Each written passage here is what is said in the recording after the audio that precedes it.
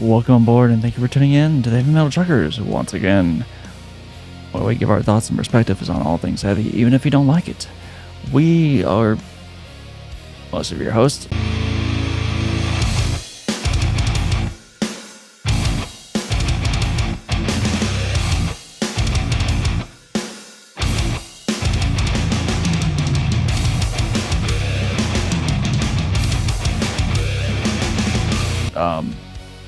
Frosty isn't with us on this time, but he'll be back next, hopefully. In this, we are checking out what Alissa White-Gluz, formerly arch enemy. I know it's been a blow to a lot of us because she's been with him for 12 years.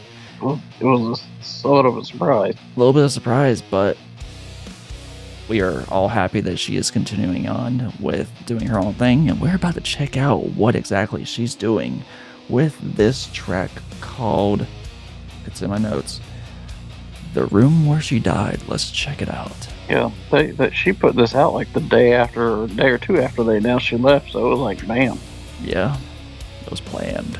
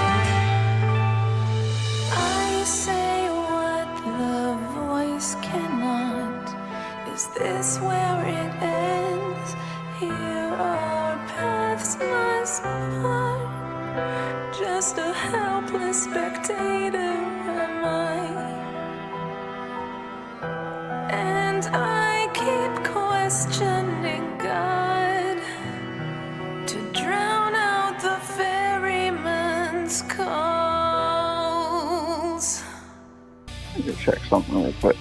I got you. Holy hell. Because that dude, man, his heart right at the end, I finally got a good look at him, and he looked familiar as hell. Hold on. Yeah, and it doesn't surprise you there? Yeah. What's going on? Does it? He's from Camelot.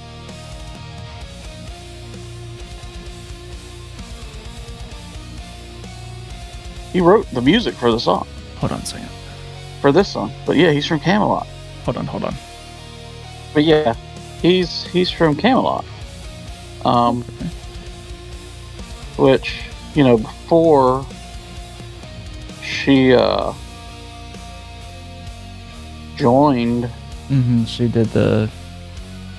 did before she joined, Arch Enemy. Yeah. She did a lot of work with Camelot.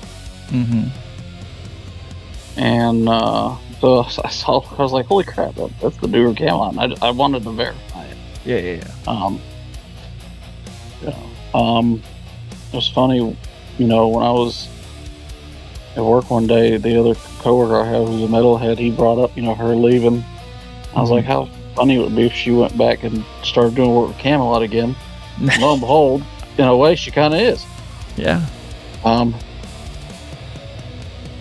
Yeah, because when I even looked up on the music video itself, it says the music is by Oliver Palatoia. I don't know how to say his last name, but I'm wondering if this is going to be it. And drums.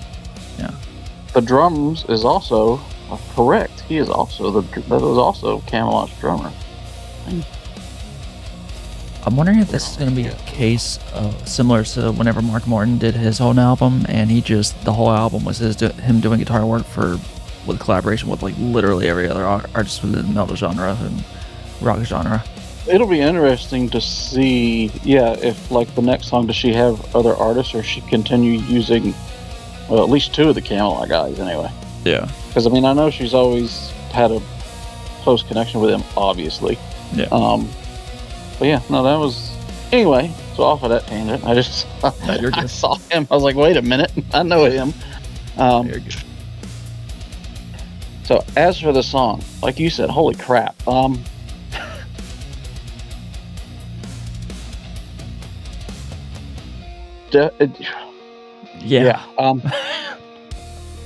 Very progressive, but not in a bad way.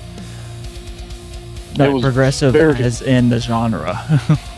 Yeah. It was really well done. Like it was a song. It was interesting because when you listen to it, it felt like there was like 3 or 4 genres in one song, or styles of music, but it all fit and intertwined really well. And I love the way that she mixed her cleans and vocals, and the way she did them. Mm-hmm. You could see exactly what she was going for, and I feel like she achieved it for sure. Like, it was a long song, but it didn't feel as long as it was. Towards the end, I started feeling like, okay, are we starting to wrap up a little bit, but it's still, like, I don't know how long that was. What, 6.5 minutes? Yeah, it didn't feel like 6 minutes. If you had told, like, even though I knew it was going to be longer than that, it probably felt more like 5. But anywho, no, I actually really enjoyed that. I'm really curious to see where she goes from here.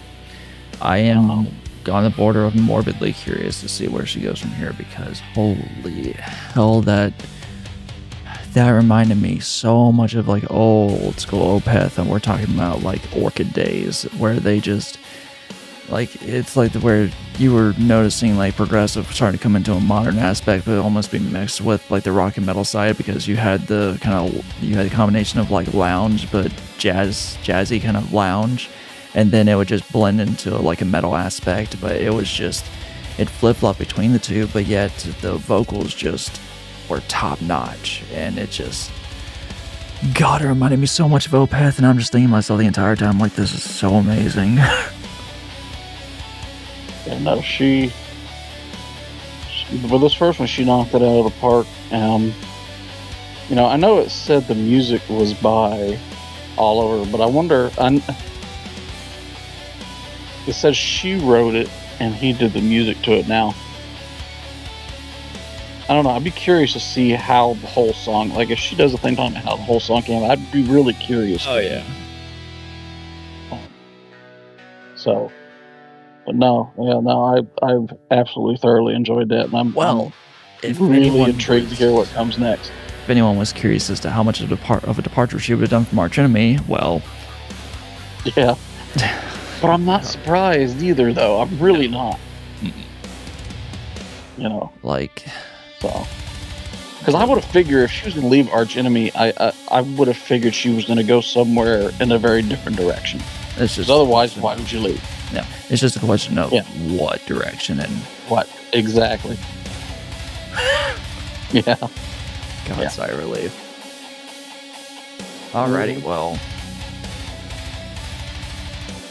guys, I said this reminded me of Opeth, old school Opeth. So I mean, that kind of tells you what I thought of it. Just well, anyone that has seen this channel before and knows how I feel about Opeth, you'll understand.